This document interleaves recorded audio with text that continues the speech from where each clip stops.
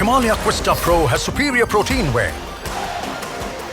The healthy way to fitness. मेरी बीवी है, मेरा हक है जो मैं कहूँ, जो मैं बोलूँ, मेरी मर्जी है जो मैं करना चाहूँ। पर उन्होंने कहा क्योंकि गलत हो रहा था तो हम तो आवाज़ उठाएंगे, हमें फ़र्क नहीं पड़ता कोई बड़ा हो चाहे छोटा हो, गलत होते हुए हम नहीं देखेंगे। एक बात उस बच्चे ने, जिस बच्चे ने खड़े होकर सबसे पहले बोली, उन्होंने कहा कि आपको दिख नहीं रहा है कि उन्हें पसंद नहीं आ रहा है, आप ज़बरदस्ती क्यों कर रहे हैं। डिनर पे गए हुए थे फैमिली के साथ, वहाँ कुछ क्या देखा आपने वहाँ? बिल्कुल जी, 25 दिसंबर की रात को मैं और मेरे हस्बैंड डिनर पे गए थे।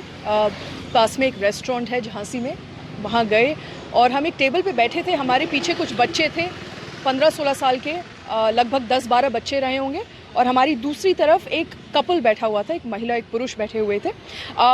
जैसे ही हम बैठे 5 मिनट के अंदर मैंने देखा कि बच्चे खड़े होकर चिल्ला रहे हैं, आदमी को देखकर चिल्ला रहे हैं बहुत तेज़। मैंने बच्चों से पूछने की कोशिश की, तब तक मैं महिला की शक्ल देख चुकी थी, तो मुझे समझ में आ रहा था कि कुछ गलत हो रहा है। बच्चे तेज़ चिल्ला के कहते हैं कि क्या कर रहे हो, गलत कर रहे हो, मत करो, देख नहीं रहे, उन्हें पसंद नहीं आ रहा है। तो जब मैंने बच्चों से पूछा तो मुझे पता चला कि वो अपनी वाइफ़ का, जो हमें बाद में पता चला कि उनकी वाइफ़ है, उनका मुँह पकड़ के उन्हें ज़बरदस्ती शराब पिलाने की कोशिश कर रहे थे।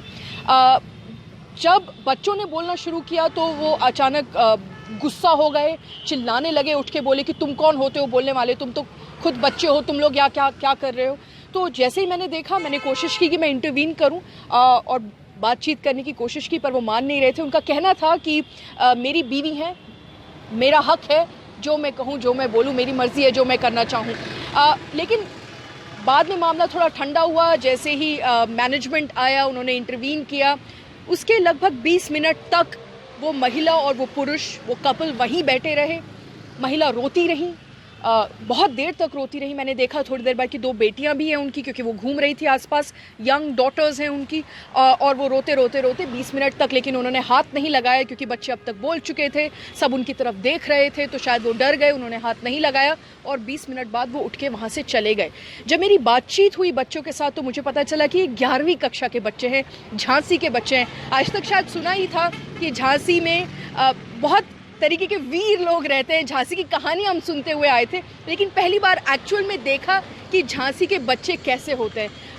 जैसे ही उन्होंने बोलना शुरू किया, सब एकजुट हो गए, लड़कियां भी थी, लड़के भी थे। बाद में पता चला कि वो बहुत छोटे हैं, 11वीं कक्षा के बच्चे हैं, पर उन्होंने कहा क्योंकि गलत हो रहा था तो हम तो आवाज़ उठाएंगे, हमें फ़र्क नहीं पड़ता कोई बड़ा हो चाहे छोटा हो, गलत होते हुए हम नहीं देखेंगे। तो ये मेरे लिए एक बहुत ही महत्वपूर्ण नज़ारा था और बहुत ही बेहतरीन प्रदर्शन था कि किस तरीके से बच्चे कुछ भी गलत होते हुए देखते हैं तो इंटरवेंशन करते हैं, चुपचाप उसका साथ नहीं देते या चुप नहीं रहते, मेक श्योर करते हैं, कोशिश करते हैं कि वो उस गलत को वहीं रोके, जो कि उन बच्चों ने उस रात वहाँ किया।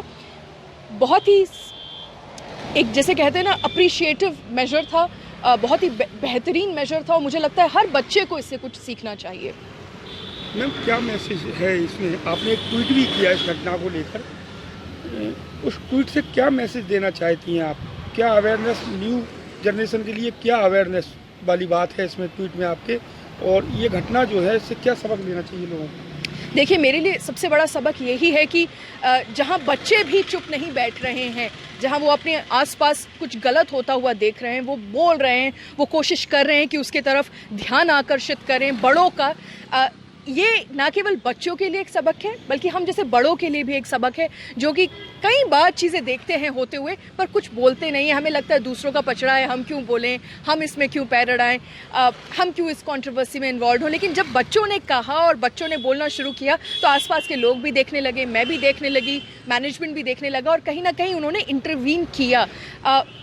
एक बात उस बच्चे ने, जिस बच्चे ने खड़े होकर सबसे पहले बोली, उन्होंने कहा कि आपको दिख नहीं रहा है कि उन्हें पसंद नहीं आ रहा है, आप ज़बरदस्ती क्यों कर रहे हैं। तो किसी के साथ फोर्सफुली कुछ किया जा रहा था, जेंडर वायलेंस एक तरीके से देखने को मिला, और बच्चों ने उस चीज़ को वहीं पे प्रोटेस्ट किया, उस चीज़ का वहीं पे निंदा की, कहा कि ये गलत है। ये अपने आप में आई थिंक सारे बच्चों के लिए एक एग्जाम्पल है। आप भी एक लेडीज़ हैं, वहाँ आपने जो आंखों से देखा, वहाँ आप थी, आपने एक लेडीज़ के साथ ऐसा व्यवहार या ना चाहती वो भी एक हस्बैंड के द्वारा पत्नी के साथ ऐसा करना, मिसेज के साथ, कहाँ तक ठीक है?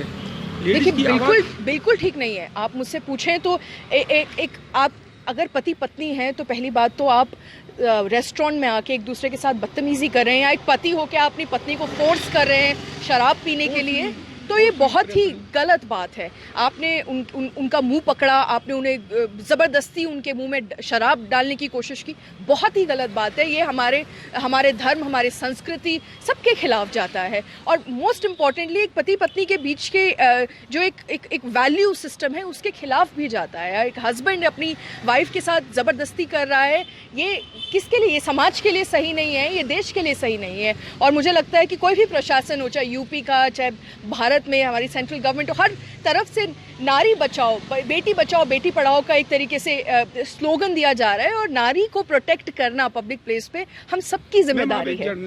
जर्नलिस्ट हैं, क्या आया आपके मन में घटना देखने के बाद? देखिए, मेरे मन में सबसे पहले यही आया कि क्या बेहतरीन बच्चे हैं, क्या इनकी पेरेंटिंग है, क्या इनके माँ बाप हैं जिन्होंने सिखाया है कि बच्चों चुप मत रहो, साथ मत दो, खड़े होके बोलो। एक कहते हैं ना, रीढ़ की हड्डी इन बच्चों में जो दिखाई दी मुझे, कई बार हम जैसे बड़े लोगों में भी नहीं होती है, हम भी चुप रह जाते हैं, हम भी आंख मोड़ लेते हैं। तो मेरे लिए एक सबक है, आई थिंक हम सबके लिए एक सबक है कि जब भी आप अपने आसपास कुछ गलत होता हुआ देखते हैं और देख रहे होते हैं, कुछ करिए, कुछ बोलिए, इंटरवेंशन करिए। अगर कुछ नहीं होगा, कुछ बड़ा नहीं होगा, तो कम से कम उस घटना पे तो आप वहाँ पर काबू पा सकते हैं।